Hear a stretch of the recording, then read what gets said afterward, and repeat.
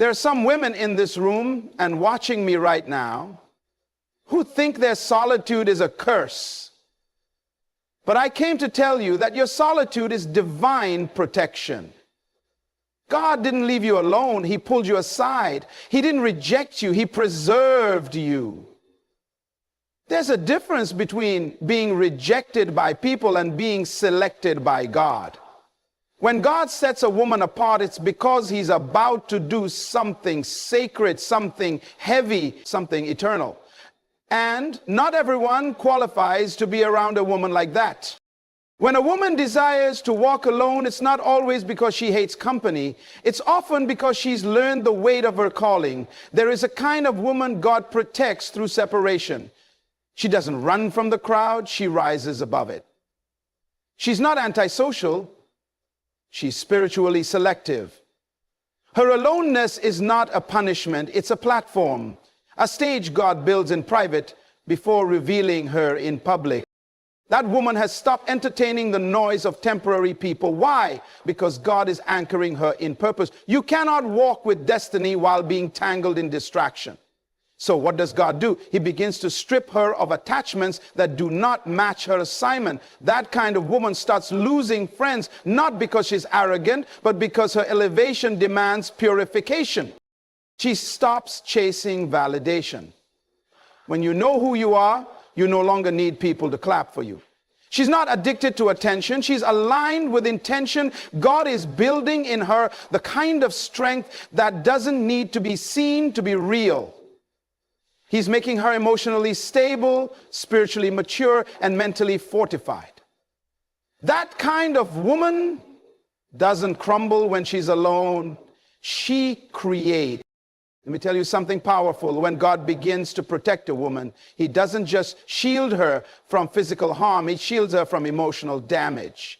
He will block the wrong conversations, silence the wrong voices, and dismantle the wrong relationships. He'll cause certain people to lose interest in her, not because something is wrong with her, but because everything is right.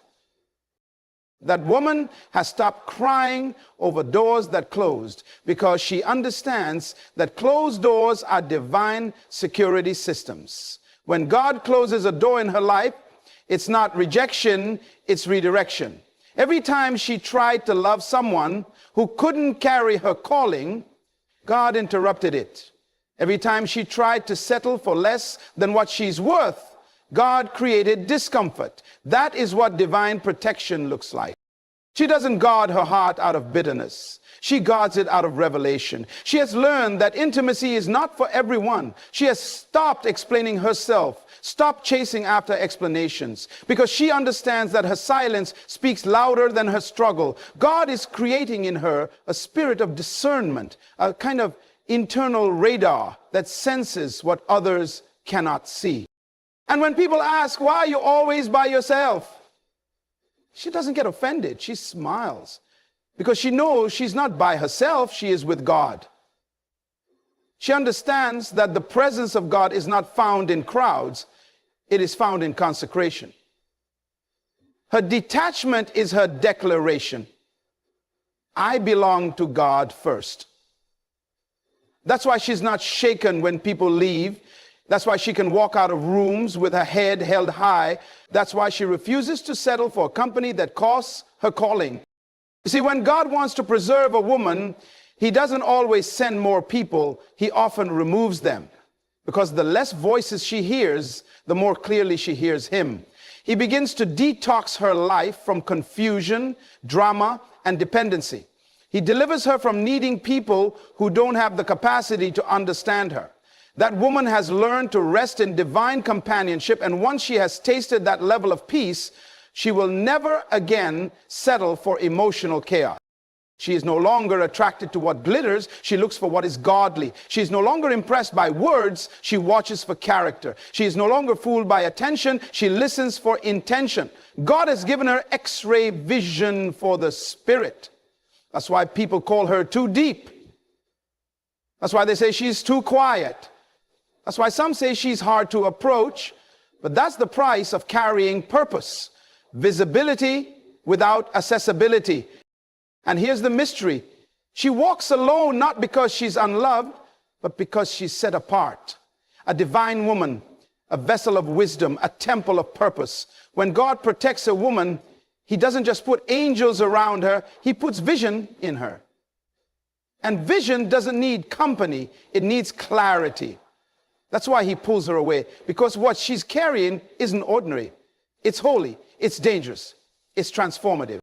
When a woman is pulled into isolation, it is not always because something has gone wrong. In many cases, it is because God has set her apart for something greater than the average eye can perceive. She feels the absence of noise, the disappearance of people, and the shrinking of her social circle. But what she may not immediately see is that heaven is orchestrating a divine separation. God isolates what he intends to elevate. He removes distractions, not to punish her, but to prepare her. He takes her off the battlefield of popularity and places her in the secret place of refinement. In that quiet place, she begins to hear what she couldn't hear before. She begins to feel things more deeply, think more clearly, and perceive more spiritually. That isolation becomes her cocoon, not her prison. And while others may assume she is lonely, they don't understand that she is being developed in divine privacy. The anointing on her life requires that kind of space. It demands silence. It demands obedience. It demands consecration. And God, being the master architect of destiny, knows that in order to bring out her full potential, he must protect her from noise that contaminates purpose. He must shield her from relationships that distract her from calling. He must hide her from environments that pull her into compromise. Her isolation is preservation. It is heaven's hand drawing a circle around her and saying, "This one is mine, do not touch." While others are building platforms in public, she is being built in private. While some are chasing affirmation, she is cultivating alignment. While others are seeking exposure, she is being exposed only to the presence of God. In the eyes of man, she may seem forgotten, but in the eyes of God, she is being fortified. When a woman consistently chooses solitude over superficial companionship, it is a sign that divine wisdom has begun to govern her decisions. She no longer finds comfort in crowds that lack authenticity. She no longer desires the noise of relationships that drain her purpose. Her preference for being alone is not birthed out of bitterness, but out of clarity. She has tasted peace. And once the soul tastes true peace, it loses its appetite for chaos disguised as company. She begins to discern the difference between presence and purpose. She understands that having people around her is not the same as having the right people with her. God has opened her eyes to see that not all togetherness is fruitful and not all silence is empty. In her solitude, she discovers the richness of her own soul. She meets her thoughts with maturity. She sits with her pain and allows healing to take place. She doesn't rush to fill the void because she has learned that some voids are sacred. They are the spaces God uses to speak. The conversations she used to chase now feel hollow.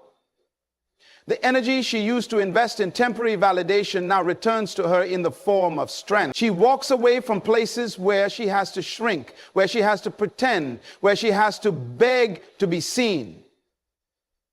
That's not pride, it's protection. It's discernment. It's spiritual evolution. God has weaned her off surface level interactions because he is preparing her for connections rooted in purpose and truth. A woman who is emotionally detached but spiritually anchored is not broken, she is deeply rooted. Her detachment is not a defense mechanism, it is a product of divine alignment. She has learned not to depend on the emotional ups and downs of people to determine her peace. Her soul is not tossed by who calls, who stays, or who leaves. She is steady because her anchor is not people, it is God. There was a time she may have lived for others' approval, needing constant affirmation to feel secure. But that time has passed. She has been through too much, cried too many silent tears, and survived too many inner storms to let her peace rest in the hands of anyone but her Creator. This woman is not called, she is centered. She has discovered that emotional freedom is one of the greatest signs of spiritual maturity. She does not react to every shift, every word, or every mood. She has become a thermostat, not a thermometer. Her joy is consistent because it comes from a deeper place. She doesn't need constant reassurance because she has already been assured by God. She doesn't chase love that costs her identity, and she doesn't settle for connections that confuse her purpose. Her emotional detachment is not indifference. It is discipline. She has learned to walk away without bitterness and love without obsession. There is a calm in her spirit that intimidates the insecure, a stillness that disrupts the chaos around her. And this stillness is not passivity, it is power.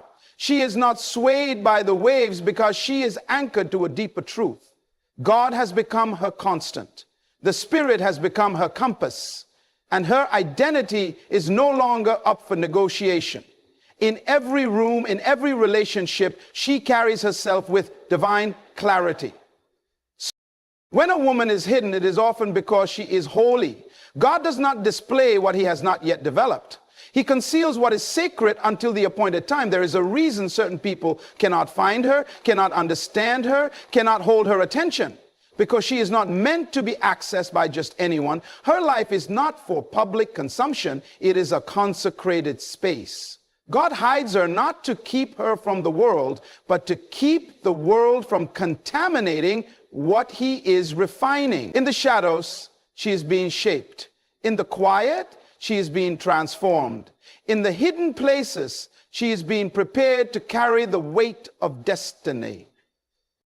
This kind of woman is not desperate for visibility. She doesn't need to be known to feel valuable. She understands that being hidden by God is a sign of favor, not failure. While others clamor for platforms and applause, she is content in obscurity because she knows her worth does not increase with recognition. Her identity is not in performance, it is in presence, God's presence.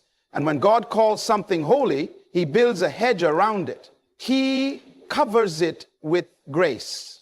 He surrounds it with wisdom. He protects it from premature exposure. She doesn't rush her process. She doesn't chase stages. She doesn't beg to be noticed. Her spirit has been trained to trust divine timing. And when questions arise, why am I alone? Why do doors close? Why does no one see me? She remembers that the holiest things are often veiled, like the Ark of the Covenant hidden behind the veil, like Moses hidden in the cleft of the rock, like Jesus hidden in Egypt. So is she hidden because she carries something sacred, hidden, because what's on her life requires heaven's security. When a woman guards her heart, it is not always because she has been hurt, but because she has grown wise.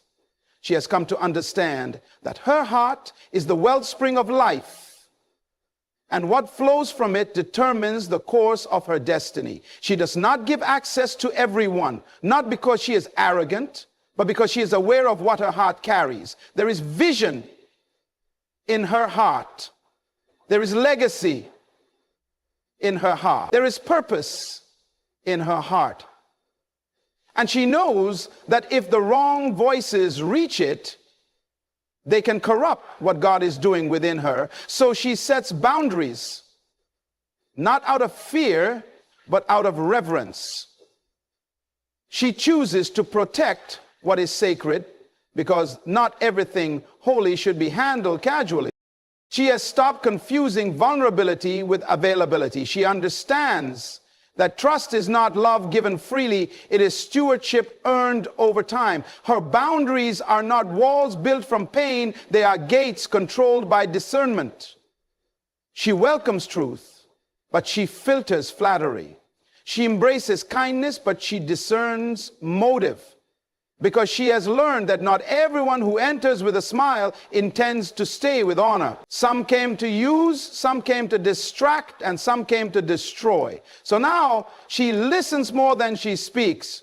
She observes more than she engages.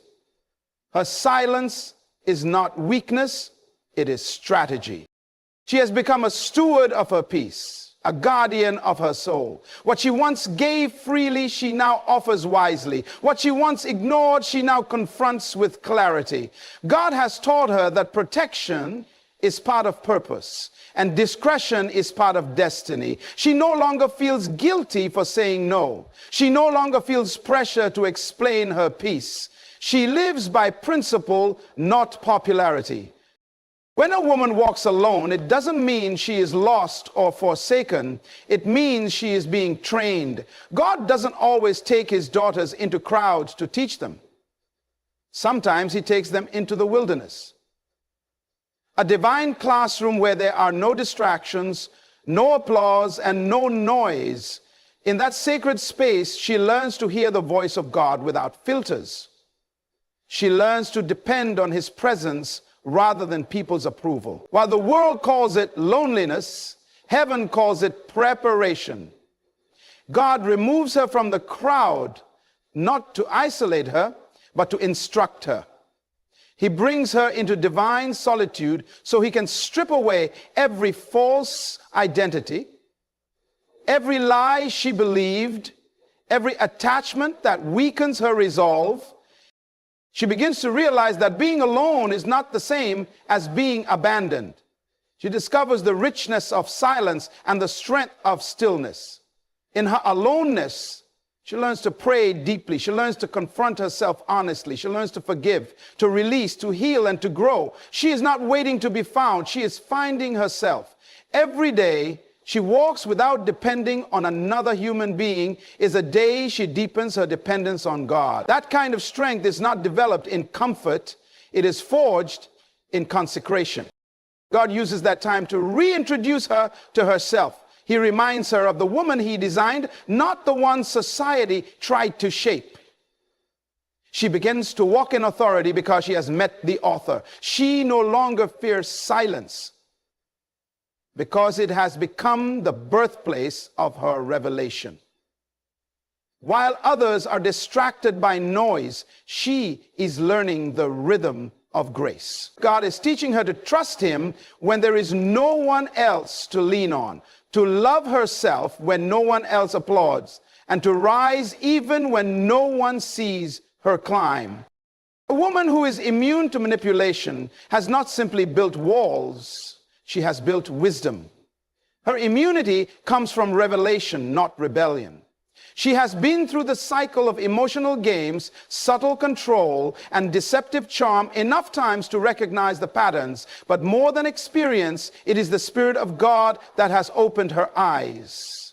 She no longer falls for words that lack weight or actions that contradict intention. She no longer confuses intensity with intimacy or persistence with purpose. God has trained her spirit to detect the unseen motives behind smooth sentences. What once pulled her into confusion now triggers her discernment.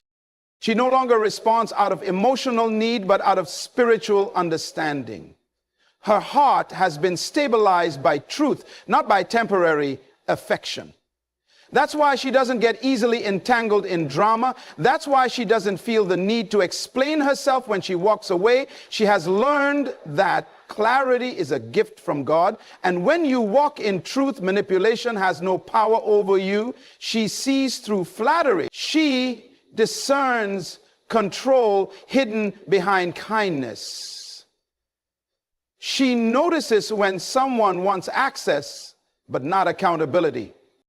This level of discernment didn't come easily. It came through surrender, through seasons of silence, through walking with the Holy Spirit, through praying for wisdom instead of validation. Now, she doesn't just hear what is said, she feels what is not. Her spirit catches what the mind cannot. She doesn't need to be convinced to stay where peace is absent. She's no longer afraid to be misunderstood because she values divine alignment over human approval. What once made her question herself now confirms her growth.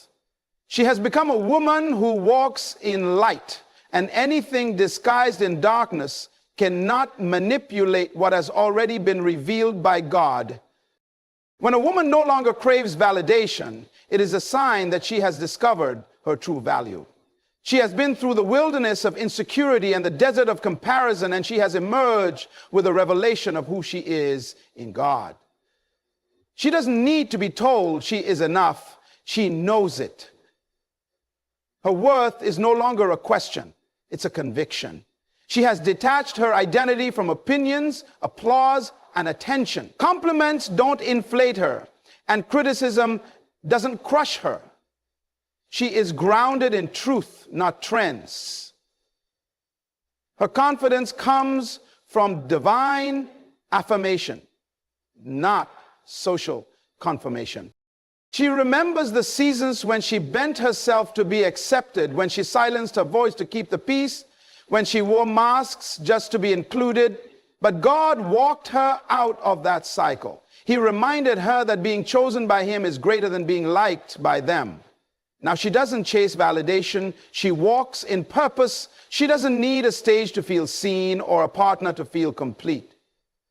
She has become whole through healing, and she has become strong through solitude. A spirit is no longer starving for attention because it's full of identity. She can celebrate others without feeling small. She can walk alone without feeling empty. She can be misunderstood and still stay grounded.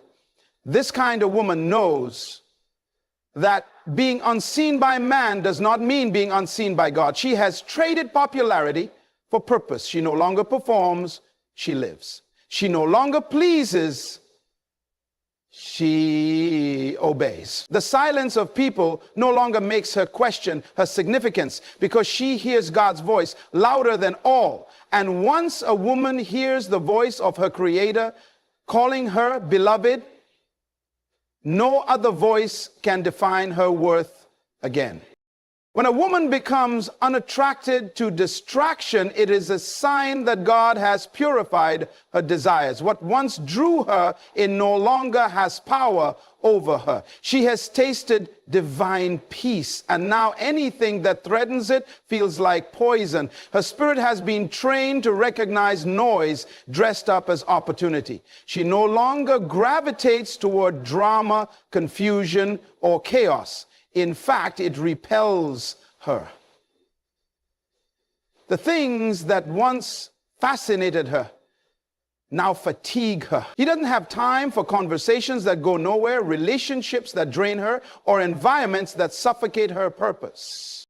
She has learned the difference between movement and progress. Just because something is busy doesn't mean it's fruitful. Just because someone is present doesn't mean they are aligned. She has developed a sensitivity to what feeds her and what depletes her. And now, when distraction comes in the form of flattery, excitement, or even convenience, she pauses. She discerns.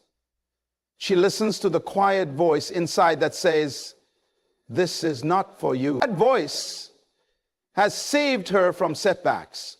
That stillness has become her compass. Her peace is now her measuring stick. If it costs her peace, it's too expensive. If it clouds her clarity, it's not from God. She has no interest in being everywhere, knowing everyone, or doing everything. She is focused, she is intentional. Her time is not open for negotiation, and her energy is not available for entertainment. What used to steal hours of her life now gets no response. What used to steal out of her life now gets no access. She has become too aware, too aligned, too in tune with her calling to let petty distractions derail her. God has given her vision, and she refuses to let anything blur it. not even things that look good but serve no purpose. When a woman chooses to walk alone, it is not always because she has no one, it is because she has someone. God has learned that divine companionship outweighs human company.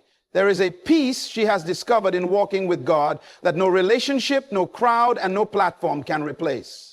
She no longer feels pressure to surround herself with people just to avoid silence. She has grown to value the presence of the one who knows her fully and still calls her worthy. She walks with God. She is never truly alone. She is guided, covered, strengthened, and spoken to in ways the world cannot comprehend. This woman has come to understand that walking with God sometimes means walking in the opposite direction of everyone else. It means stepping away from what is popular to pursue what is purposeful. It means saying no to what pleases the flesh in order to say yes to what feeds the spirit. And while the path may feel lonely, it is full of light. God becomes her counselor, her comforter, her defense. She has stopped waiting for people to walk with her because she has realized that not everyone has the grace to carry the weight of her calling. She is not afraid of the silence anymore because it is in that silence that she hears the whispers of heaven. She is not discouraged by the absence of applause because she feels the approval of the Spirit. Every step she takes alone is actually a step deeper into divine intimacy. She is not wandering, she is being led. Not forgotten, she is being refined. Her walk is sacred. Her pace is intentional. And every mile she walks with God draws her closer to the version of herself He always intended her to be. So to every woman who has been walking alone, misunderstood, overlooked, or questioned, hear this: your solitude is not a setback, it is sacred strategy. God is not ignoring you, He is insulating you. You are not being punished, you are being prepared. What the world calls isolation, heaven calls consecration. You are not behind. You are being built in private for a purpose too great to be exposed prematurely. Do not despise your alone season. That's where your roots go deep, your spirit grows strong, and your clarity becomes unshakable. You were never designed to follow the crowd. You were designed to carry the crown. And a crown cannot rest on a head that bows to every distraction. Stand tall. Walk boldly. God is with you. And if God is with you, you lack nothing. Keep walking alone if you must, because you're not just walking through life, you're walking toward destiny.